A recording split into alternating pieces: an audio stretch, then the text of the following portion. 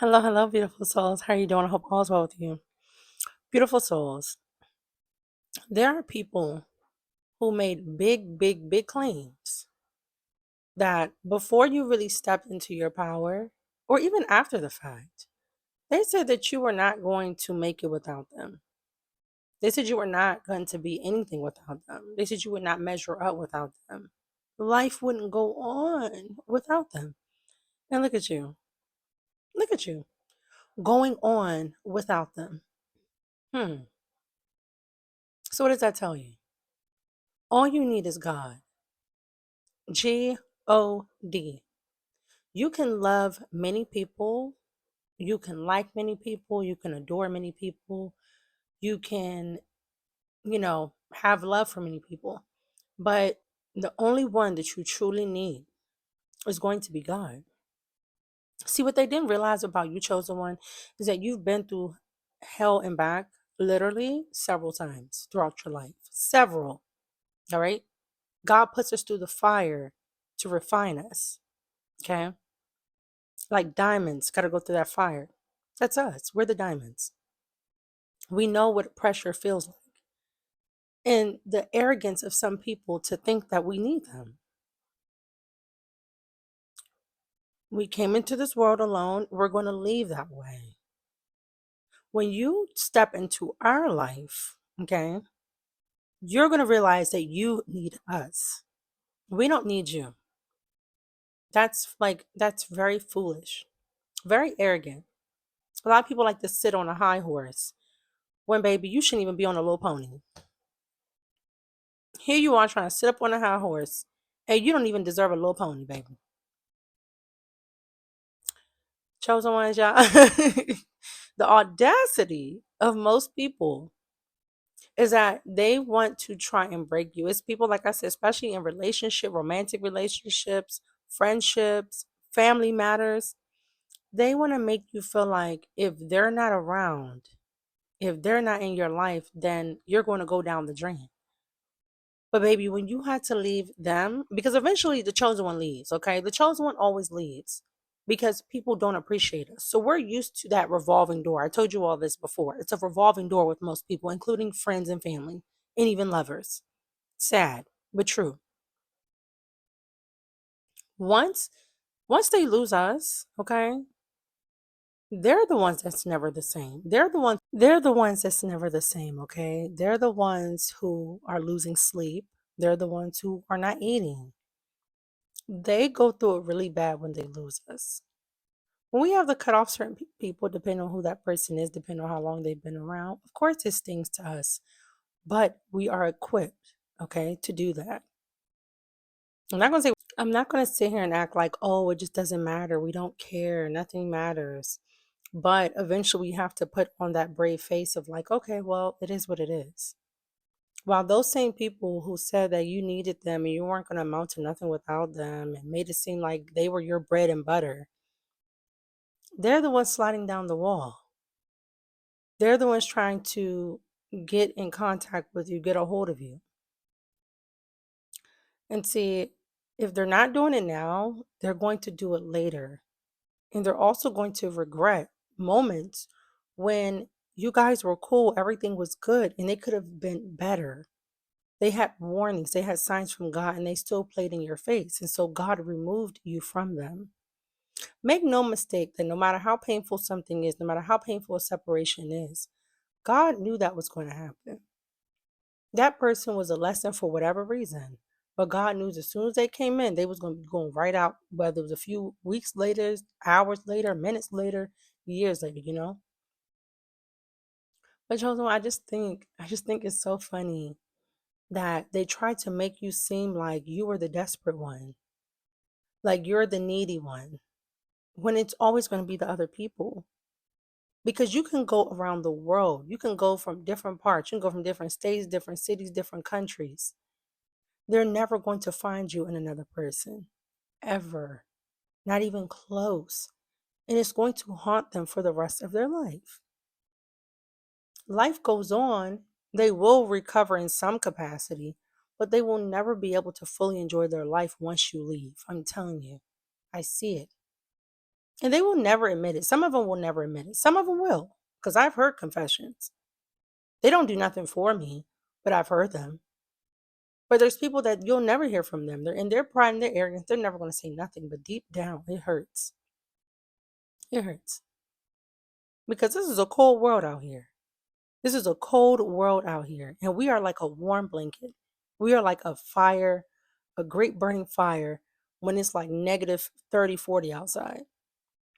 And instead of people appreciating the warmth from you, appreciating that fire, that purity that they know they're not going to get, they still decide to play because there's something sick deep down inside of them.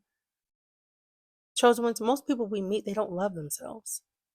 And they look to us like we're their doctor, like we're the Bob the Builder, the fixer upper. We're supposed to fix them. And depending on the relationship, chosen one, that's up to you. But from my experience, trying to fix people backfires. Or again, they figure it out once you're gone. Or they figure out once you're gone that you weren't the enemy, that you weren't trying to tell them what to do or be better than them or play in their face, you know? And it's just like, it's just like in the book of Ecclesiastes, Solomon says there's nothing new under the sun. Chosen ones, I know a lot of you are exhausted. Okay. I know you're just exhausted from just life experiences, but don't let the experiences from low vibrational people, aka low vibrational losers, don't let the experience from them drain you and get you down. You remove yourself. As soon as you start seeing your energy is going down, is being depleted, you are drained, you are extremely tired, you don't know how to function, you're around certain people, it's time to go. And it'd be those people that's siphoning, taking from you, stealing from you. Okay. Those people are the ones that sit here in your face acting like it's the other way around. Oh, when she come around, she gonna need me. I did this and that for her. She gonna need me. I did this and that for him. He gonna need me. It's like, okay, let me show you something. Gloop. Let me go ahead and shut the blinds. Let me go ahead and make it real dark in here. Cause as the song goes, ain't no sunshine when she's gone. No way. Anytime she goes away. That's how it is for us. All right. Round of applause. All right. Some people said they like my singing. Some people I know y'all holding y'all ears. Either way, love me, baby. Okay. But ain't no sunshine when you gone, baby. And it's she, but it's for the he too. People take advantage of chosen ones, whether you're a woman, whether you're a man. They don't care. People want to take and take. But yes, when you remove us, you're removing that sunshine. It's always going to be cloudy and windy when you're not there, especially when they drove you away.